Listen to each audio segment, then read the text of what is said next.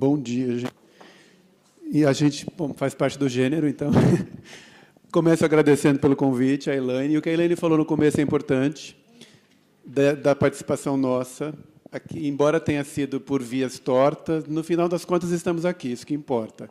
Mas isso que a Elaine disse foi uma reclamação que eu fiz diretamente à organização do Congresso, porque não havia mesas, as mesas não incluíam brasileiros. E a minha ideia era que cada mesa tivesse um brasileiro. Aí vieram com essa solução de ter uma mesa com brasileiros, que fere a ideia, porque a nossa mesa está simultânea com outra e as outras são individuais. Então, não era essa a ideia também, mas melhor isso do que nada. Então, saímos com essa ideia. Então, eu agradeço, e o prazer também de estar com a Desirê e com o Rodrigo, para a gente poder partilhar essas situações. Dentro dessa ideia, a Elaine nos colocou as perguntas, que eu venho a mostrar daqui a pouco, e aí eu trago essa ideia da sistêmica funcional nos níveis de ensino, no fundamental, no médio, no superior e na pesquisa. Quer dizer, é uma instância de ensino, mais associado com a pesquisa especificamente. Então, o objetivo do meu trabalho, era, só o que está em negrito que me interessa, é os recortes das pesquisas em andamento. Então, refletindo sobre as perguntas que a Elaine colocou, eu fui olhar para a minha prática, da mesma forma como a Desirê fez. A gente que conhece a prática da Desirê, conhece aquilo tudo e conhece os trabalhos derivados daquelas práticas. E aqui, no meu caso, são as pesquisas, eu fui olhar para o que as pessoas estavam fazendo. E aí, o que eu quero defender é essa relevância e aplicabilidade e adequabilidade da sistêmica. Eu acho que talvez esse seja o grande diferencial da sistêmica, como a gente viu na fala do Christian agora na plenária de abertura, por ser uma teoria de linguagem que permite os diálogos, quer dizer, a Desirê mostrou muito aí as possibilidades, e aí e a palavra necessária é muito importante, porque é necessário para ela, e não necessariamente para mais ninguém. E aí o foco vai ser sempre esse. Qual é a sua pergunta de pesquisa e qual é o problema que você quer resolver com a sua pesquisa? E aí você vai adaptando de acordo com as suas necessidades, com a sua cebola, seja ela em pé ou deitada. Isso não importa. E aí a minha perspectiva tem sido cada vez mais interdisciplinar. Aqui eu trago, ali em cima nós temos a proposta do Congresso, esses diálogos entre saberes, enfoques e práticas. E eu achei muito válido isso, porque é o que a gente faz o tempo inteiro. O que a Desirê acabou de mostrar são diálogos entre saberes, enfoques e práticas. Aí eu trago uma fala da Hassan, que ela diz isso, quer dizer, para as disciplinas que elas sejam úteis, elas necessariamente têm que ser permeáveis. De novo, volta lá para o que o Christian mostrou na abertura, é aquela permeabilidade. Afinal de contas, a gente está trabalhando com a língua em uso, mais do que qualquer coisa. Não é a língua morta, lá no dizer do Bakhtin, a língua no dicionário, é a língua em uso nas práticas sociais. E aí ela diz que isso, por sua vez, vai falar da natureza da teoria e da interface teoria e prática. Uma não existe sem a outra. Eu gosto muito desse parágrafo da Hassan específica, eu uso ele há muitos anos, porque ele me diz muito. E casa perfeitamente com o que diz o Morin sobre a religação dos saberes, a interdisciplinaridade. Quer dizer, cada vez mais as disciplinas se fecham e não dialogam. Então, é interessante pensar nisso, que as pessoas falam tanto em prática, prática, prática, fazer teoria, mas as pessoas se isolam. Você submete um projeto que dialoga com outra área, o comitê de pesquisa não aprova, porque educação é do curso de pedagogia, professor de inglês não é pedagogo, não é educador. Então, tem que falar ensino de línguas, não pode falar educação linguística, porque a gente nem é educador. Então, esse é o problema. A partir dessas duas realidades, aí a minha proposta está nessa ideia desses diálogos. A Desirê falou muito dos letramentos acadêmicos. Em função dos trabalhos, de novo, no meu contexto, eu estou pegando pelos multiletramentos, porque tem vários alunos trabalhando com perspectivas, com tecnologia, com outras coisas. E aí os três diálogos são a linguística aplicada, a linguística educacional e a linguística sistêmica funcional. Quer dizer, é tudo linguística, mas por que é diferente, então? Como é que uma se diferencia da outra? Por que a aplicada não é educacional, ou a educacional não é aplicada, ou são a mesma coisa? E como é que a funcional dialoga com as duas outras? Então, tem sido esse, basicamente, o meu diálogo. Aí eu digo que, com base no tema do evento, esses diálogos entre saberes, enfoques e práticas, eu apresento pesquisas em andamento em que esses aspectos são privilegiados, que são os necessários para o meu contexto. Então, basicamente, o que eu vou apresentar é isso. Algumas pesquisas em andamento em cada um dos níveis de ensino no Brasil. De novo, para compreender que eu posso fazer o que eu quiser com a sistêmica em qualquer contexto. E por isso que ela é tão eficiente. Por isso que todo mundo que me conhece sabe que eu adoro o sistêmico funcional, faço há muitos anos, porque ela responde às perguntas de pesquisa e atende aos contextos. E aí, a Desirê já apresentou, são as perguntas que a Elaine nos propôs, quer dizer, como as premissas teórico-metodológicas da LSF são aplicadas no contexto. A Desirê se ateve à palavra necessárias, aqui eu me atenho a aplicadas, porque eu sou totalmente contra aplicar, porque a teoria foi feita para o inglês. E os brasileiros, a gente tem esse problema, nós somos consumidores de teoria, nunca nos preocupamos em produzir teoria. A gente pega o que o Martin fez lá para o appraisal system do inglês e joga para o português. Aquilo está ligado à emoção, afeto, não é a mesma coisa, não pode ser a mesma coisa. A noção de tema do Halliday, que é o primeiro elemento da oração, a gente tem que pensar 2 vezes antes de usar tema em português. Então, não é simplesmente aplicar a teoria, mas adaptar às nossas necessidades em razão da tipologia das línguas. A tipologia do português, ontem no curso da Sue Hood, a gente estava falando de afeto, e o português tem uma especificidade de marcar a intensificação nos sufixos, por exemplo, que o inglês não existe, de falar lá felicíssimo, lindíssimo. Ou de, eu estava dizendo que na linguagem gay e na linguagem feminina, você usa sufixos chiquererérrimo. Então, como é que você... Quer dizer, é uma gradação que é impossível no inglês, que vai ter que ser nas palavras antes, que qualificam o adjetivo. So very tiny little. Não dá para falar pititico no inglês. Tem que falar tiny little thing. Então, eu tenho que pensar nisso. Eu não posso pegar e pegar o meu corpus em português e enfiar na teoria. Ao contrário, eu tenho que olhar para o meu corpus e mudar a teoria, porque não dá conta de cumprir a tipologia da minha língua. E é exatamente isso que a gente tem que fazer. E aí, então, a questão da aplicada. Então, vamos lá, senão não dá tempo. Eu também estou. Aqui, então, primeiro eu estou focando... Na verdade, eu só coloquei os itens relacionados. Então, no ensino fundamental, para mostrar o que a gente tem feito. A primeira análise de livros didáticos. É uma ideia que a Edna tem levado a cabo, a Cris Fuser, a Sara, o pessoal de Santa Maria, de analisar os gêneros nos livros didáticos. Então, o pessoal da Edna tem feito geografia, história, lá a Cris Fuser, português também, a Cris tem feito biologia, e tem outro, lógico, tem outros. Eu estou falando dos 2 que eu me lembro, dos quais eu participei, fiz banca, ou fiz qualificação, então eu me lembro dos estudos. Então, descrever os gêneros nos livros didáticos para podermos mapeá-los, para podermos ensinar com base naquilo. Um aluno específico trabalhando com gêneros argumentativos em língua portuguesa. Então, nós temos que pensar nisso. Quer dizer, há diferença? Claro que há.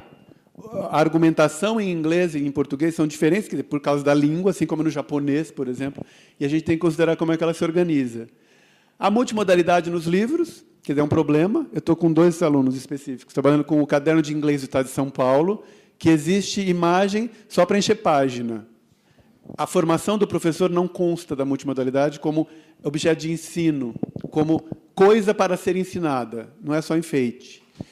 E o letramento midiático, que é uma questão também, a questão de consumir mídia criticamente. Não é simplesmente ler a notícia, mas como é que a notícia interage com a imagem e como é que você se posiciona criticamente em relação a isso.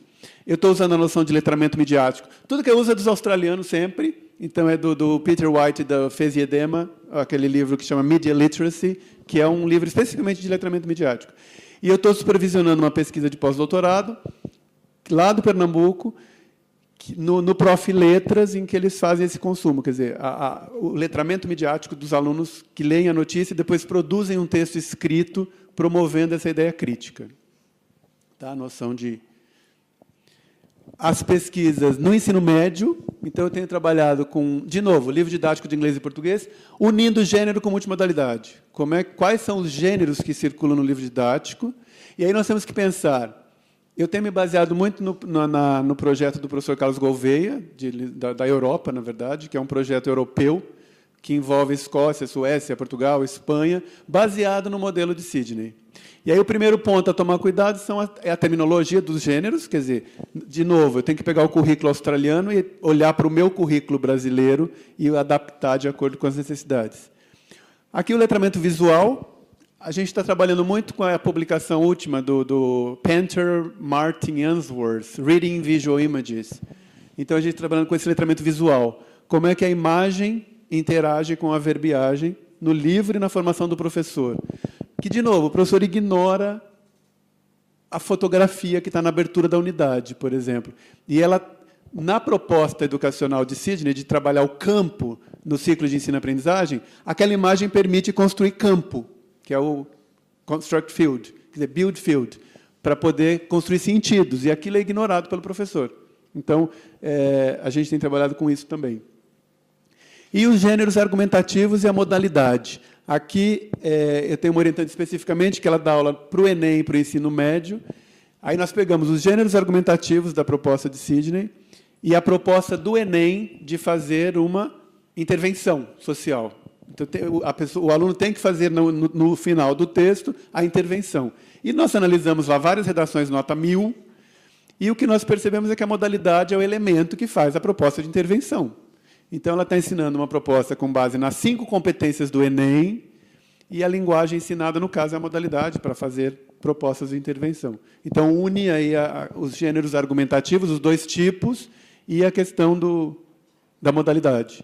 Tem outros elementos, nominalização, etc. Mas aqui, especificamente, a gente está focando... Essa aluna específica, a Fabiane, trabalha com ensino no Enem. Ela tem um curso para isso, um curso de redação. Então, essa é a ideia, de novo, de pensar na sistêmico-funcional. De novo, o projeto é lá na Austrália, o projeto é lá na Europa. Só que eu estou no Brasil.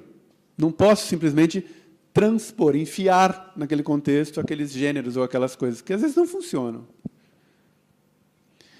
No ensino superior, basicamente, a inserção da sistêmica nos cursos de letras. No Brasil, oficialmente, lá em Santa Maria e lá no Ceará, são os únicos 2 lugares em que há sistêmico funcional no currículo.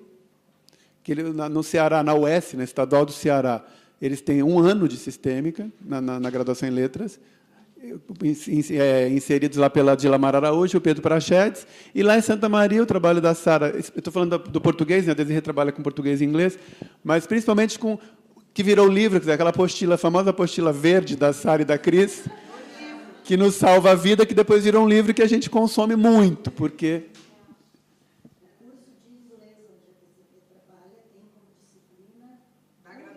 Da graduação. Perfeito. Disciplina. Perfeito. Então, são 2 exemplos de inserção no currículo. Nos outros, difícil, porque as pessoas nem conhecem e não querem nem saber. Tem sido engraçado isso. Eu estava conversando com uma colega ontem, as pessoas conhecem o Halliday, de 76, de coesão em inglês, e pararam no tempo. Assim conhece o Chomsky, de 57. Eles nem sabem o que se faz mais em gerativa, que é muito mais avançado do que as pessoas estão fazendo, mas ninguém conhece. Aí fala, Halliday, metafunção, Halliday, não é aí. Outro dia eu apresentei sobre discurso, eles falaram, mas vocês fazem isso? Não conhece. Na pós-graduação, a orientação e supervisão de pesquisas, quer dizer, eu estou num programa, eu estava no Nordeste, que tinha mestrado e doutorado, agora eu estou em São Paulo de volta e não tem doutorado ainda, é só mestrado. Então, essas pesquisas que eu mostrei são mestrado e pós-doutorado, que aí, para trabalhar com essa questão dos gêneros no livro didático, da letramento visual, letramento midiático. Cursos para embasar teórica e metodologicamente os trabalhos de pesquisa. Quer dizer, as pessoas... Volta para a fala do Christian. Como é que a linguagem é usada no seu trabalho? Para que fins? Quer dizer, a questão, na verdade, mais metalinguística no trabalho, né? Como é que você trabalha, o que você trabalha e para que fins? Publicações em parcerias. Uma das coisas boas do pós-doutorado é isso, quer dizer, a gente sempre publica textos em parceria, de acordo com as pesquisas. Isso é bom institucionalmente e é bom pessoalmente, quer dizer, para os pesquisadores envolvidos, a troca. Então, eu tenho trabalhado muito, por exemplo, os 3 últimos que eu orientei, a gente teve... As pessoas estão na universidade, ministram aula, fazem palestra, e aí a gente troca, vai banca, participa em banca de um e de outro. Então, é bem importante. E a divulgação em congressos e eventos, como o que eu estou fazendo agora aqui, por exemplo, mostrando o que as pessoas estão fazendo, nos artigos e tudo. Então, eu acho importante pensar nessas questões. E as pesquisas em andamento, em outros contextos, eu tenho duas outras orientandas, uma que trabalha com um papel, até estava conversando com a Tânia ontem, que a Tânia Romero tem uma fantástica experiência com o papel com o coordenador e com a reflexão no coordenador. E, hoje em dia, com a maldita globalização e a questão do neoliberalismo e etc., então, o coordenador pedagógico não tem mais nas escolas de língua particulares de São Paulo. Tem coordenador de negócios pedagógicos. É um monstro que surgiu, e aí eles têm que administrar recurso como recursos humanos. E ela estuda isso, como é que é a troca com os professores, para ela ser, às vezes, legal, colega, e, às vezes, incisiva e mandona. Então, a gente está analisando as trocas de e-mail numa instituição particular. E a outra trabalha com revista para adolescente, com Toda Teen, a questão do gênero e do suporte. Ela trabalha, a revista Toda Teen, ela é impressa, ela trabalha com a versão impressa, e os editoriais usam questões da internet, usam internetês para estabelecer interação com as meninas. Só que o texto é escrito. Então, um problema de gênero ou de suporte, quer dizer, ela está escrevendo uma linguagem da internet no texto impresso, para estabelecer interação com o adolescente. Então, o problema é dela, de idade, quer dizer, é uma pessoa, uma editora de revista, é uma pessoa que tem mais de 30 anos, com certeza, porque para chegar ao cargo de editora, mas que fala a língua de adolescente, com emoticons, com carinha, com extensão de vogais. Então, a gente está vendo como é que ela escreve de um jeito adolescente para estabelecer interação com o seu público. E aí vem as duas questões do subtítulo da mesa. Quais são as dificuldades que nós enfrentamos? Então, para encerrar, são dificuldades e alinhamentos, o subtítulo. Primeira dificuldade, trabalho com a teoria. Nessa ideia, pega o que faz no inglês e enfia no português. Ou simplesmente traduz literalmente. Eu sou prova viva disso, a maldição com a questão do appraisal, que eu tinha insistido que não podia ser avaliação, ou os gêneros acadêmicos, a questão dos gêneros story and history, que no inglês eles usam history e story. No português, a palavra história com E não existe dicionarizada. Embora tenha lá no livro do Guimarães Rosa, primeiras histórias, a palavra não existe em português. Português lusitano também não. Então, a gente tem que pensar nessas questões, ou simplesmente usá-las. Se eu uso appraisal como qualquer outra coisa, como os espanhóis usam valoración, a gente tem a palavra valoração em português, mas tem lá um subsistema que chama valuation, que é valoração. Então, tem que pensar nessa... desculpa, eu furando meus próprios olhos. Tem que pensar nessas questões terminológicas, que elas não podem ser simplesmente transpostas. E a questão, por exemplo, a palavra modo, que tem 35 sentidos distintos de modo, tem o mood com maiúscula, com minúscula, na oração, não sei mais onde, na multimodalidade. Então, é modo, modo, modo. Tem o mood, o mudão, o mudinho. Tem o mode, tem o mood, tem o mode, tem o modo do resíduo, tem o modo do registro. É muito modo para uma coisa só. Então, se a gente não tem clareza da teoria e especifica no seu contexto... Então, por exemplo, tem um aluno que está usando a palavra affordance. Vou usar affordance. Posso? Falei, claro que pode. Não tem uma palavra que caiba em português? Use. Mas justifique por quê. Então, é o caso da história e da história. Vou usar história, tem que ter uma justificativa para isso. Por que que não? O Carlos Gouveia tem uma solução ótima. Ele não usa história com E, ele usa história com H e usa um outro termo, uma locução adjetiva para as histórias com E. E aí a gente tem, até esse aluno que trabalha com gêneros argumentativos está discutindo esse termo. Então, esses são os problemas com a teoria. Os currículos, como eu falei, quer dizer, no Brasil não há sistêmica nos currículos. A forte herança com a gramática estrutural. Então, nós vemos pessoas com ideias lindíssimas, verbo-visuais bakhtinianas, gramática tradicional para analisar, não faz o menor sentido. Faz coisas belíssimas com teorias e aí vem com a gramática estrutural. Não faz sentido, uma coisa não casa com a outra. Então, eu trabalho com teoria da atividade do Engström e faço análise de pretérito mais que perfeito. Quer dizer, não faz sentido fazer isso. Teria que ter uma perspectiva funcional e a sistêmica resolve. E aí os rótulos e crenças. Sistêmica é difícil, é muito termo, eu não sei o que é metafunção. Problema seu, vai aprender. Você não sabia... Eu sempre pergunto para os alunos, sabe o que é adjunta adnominal? Oração subordinada objetiva direta? Não sabe também, não faz diferença. Por isso, volta para o Matheson, a metalinguagem. Preciso da metalinguagem. E é isso. E os alinhamentos... Quer dizer, o que nós temos que alinhar? Estabelecimento de diálogos com outras áreas. A Desirê mostrou isso perfeitamente. Já está dado o fato de que pode sim, desde que seja justificado. Não é só põe junto. Eu pessoalmente conheço o põe junto da Desirê e eu conheço todas as justificativas que ela tem para cada escolha que ela faz. Agora, tem gente que simplesmente põe junto porque é legal. Não pode. A disseminação dos trabalhos, quer dizer, precisa disseminar, e quanto mais, melhor, né, para as pessoas conhecerem. Os diálogos interinstitucionais e as parcerias, como eu falei, quer dizer, esse trabalho de dialogar com os colegas, publicar em conjunto, saber o que os outros estão fazendo e contribuir. E as novas propostas de pesquisas. Quer dizer, a cada congresso, é bom um congresso por isso, né? A gente já tem um monte de novas ideias para poder trabalhar depois desse congresso. E aí volta para o meu modelo inicial. Estava lá os multiletramentos, linguística aplicada, educacional, mas tem um mundo aqui do lado. Então, a Desirê mostrou isso muito bem. Então, nos trabalhos em que eu mostrei, tem lá trabalhos com a gramática do design visual, que eu preciso para trabalhar com a imagem. Tem a teoria dos códigos de legitimação, do Carl Mayton, que a gente tem usado muito com appraisal, que é o que eu apresento à tarde. A formação dos professores, como é que eu formo o professor para trabalhar com isso? As tecnologias é a coisa mais comum hoje de usar. A multimodalidade e esse imenso etc. O etc. é para toda e qualquer coisa. Então, a gente tem que pensar nessas questões. Já a Desirê já antecipou muito. Esse etc. casa perfeitamente com a fala dela, para a gente poder pensar. Então, é isso. Obrigado.